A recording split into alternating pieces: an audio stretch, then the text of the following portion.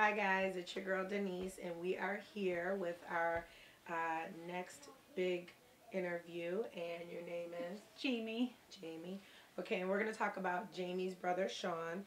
He had an unfortunate incident, and I think it's really important for the viewers to understand what happened to him, and then going forward, you know, we have some events and things coming up in correlation to that. So tell me about your brother Sean before the accident. My brother was a business owner. He owned an automotive collision shop. He was very high energy, very motivated, loved to help people. He just had a passion for cars. That was my brother's life, cars. He'd work from morning, noon till night. And if people didn't have money, he would just work on their car, do the job, and, you know, tell them that they would owe him later. And he was just very happy, and yeah. So when did the accident happen? What day did the accident happen? July 2nd of 2012, yeah. Okay. And you want to tell the viewers what happened? Well, my brother, I seen him the day that it happened, 5 hours prior to the accident, and he was actually giving me money. He was giving me money to help me out, and I remember picking on him about wearing flip-flops, working in a shop, teasing him because his feet were black, and 5 hours later, he went home to his girlfriend and her children, and he was fooling around, and he dove in the pool, a 4-foot pool that he should not have dove into. And his girlfriend thought he was kidding, and he didn't come up, and by the time she got to him, he had already drowned, and she had to revive him.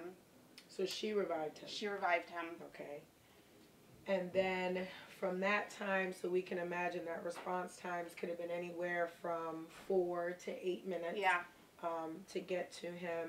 And then what happened? What did you discover once he got to the hospital and he was revived? And once he got to the hospital, we had found out, the family, and we had went up there.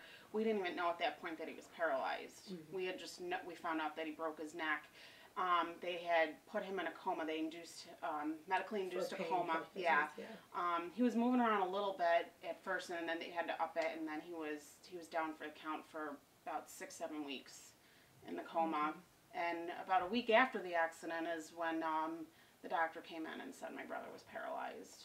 From the neck down or waist chest down? Chest down. Chest down. Now, just so the viewers understand what happened, when you have a 4-foot pool, okay, and you're diving in, the reason that he became paralyzed is because basically what he did, and you're in agreement with this, is he went in, so this is the skull, all that impact, because it was such a small space, all that impact caused the vertebrae in the neck to shatter, thus breaking his neck, meaning that if things can't get to the brain the way that they're supposed to, that's why he's not having movement in the arms and the legs. And you said he has a little bit of movement here. Yes, movement in the shoulders. So basically it was almost like a ripple effect, the impact of it going down the spine. So now, what is his quality of life? Are you guys going up seeing him? We're going up to the hospital and seeing him. He will be out in about a week and a half. Good. After he has some surgeries.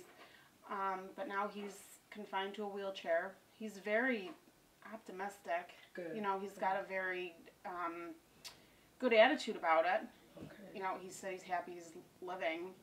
And you know, but this is going to be a long road ahead for him. And difficult for his family. Yes. Now, tell me about the event you guys have planned. We are planning a benefit June 9th at the Main Transit Fair Hall for him, just to raise money for some extra things he's going to need. He has a hospital bed, he has a wheelchair, but we need some extra things as far as just making life a little easier for him, as far as taking a bath, even eating, I mean, anything for him. And he's going to need care. Yes, he's going to need care. Yes. Okay. So basically, anybody that's able to come out on June 9th to the event, I will probably be there. If I'm not there, Street Team will be there, Streetnews will be there. Basically, it's just a chance to really get out, help the family out, because I'm sure he's helped so many other families. Oh my God, yeah. During the time he was wearing flip-flops, you know, to the shop, fixing this one's car, fixing that one's car, making life a little bit easier for them. So you're just trying to do that for him. Yes. Now, is there anything else that you wanted to add? You know, what one of your fondest memories of your brother that maybe you won't be able to recapture now since the accident, just so that he's able to know that maybe he impacted you guys too? my brother's there, mentally there, but I'm gonna miss. He's not the same. We don't. I mean, him and I used to chuckle and pick on my mother, and yeah, you know, we laugh about it. And mentally, he's not the same when it comes to that. You know, we used to kid around, and my favorite memory of him is when I graduated college, though. Okay. My brother was so happy.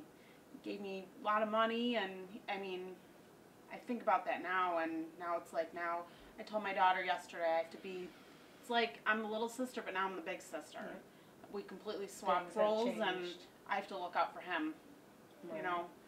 And so, guys, if you get a chance on June 9th, let's try to look out. It's the event's called Sean's Hope. So we're going to be reporting back about that and trying to report from the event just to make sure that this family gets the help that it needs. All right, guys, thank you so much, and thank you for Thanks. having us. Thank you so much. Thanks.